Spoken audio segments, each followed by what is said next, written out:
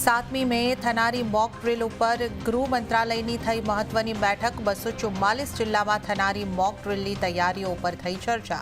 Civil ડિફેન્સના પ્રતિનિધિ રહ્યા સામેલ। તણાવભરી સ્થિતિ વચ્ચે આવતીકાલે ગુજરાતના 21 સ્થળ પર યોજાશે મોક ડ્રીલ। ગાંધીનગરમાં ગૃહ રાજ્યમંત્રીની બેઠક યોજાઈ।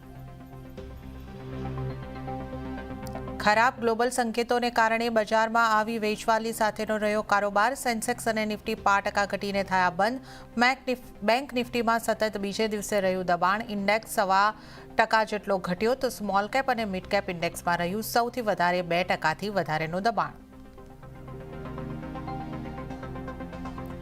ભારતી હેક્ઝાકોમ ઇન્ડસ ટાવર ડીલમાં થઈ શકે છે વિલંબ। સરકારી કંપની TCIL પ્રમાણે ટાવર વેચાણની પ્રક્રિયા પારદર્શક નથી।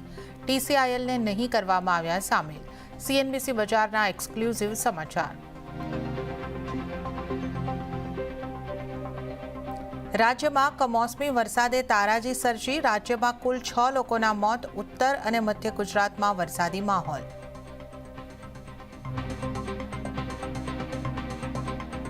અને કમોસમી વરસાદ ખાબકતા કેરીના પાકને મોટા પાયે નુકસાન। પંચમહાલ, અરવલ્લી અને ગીર સોમનાથમાં માવઠું ત્રાટકતા કેરીનો કચ્ચરઘાણ।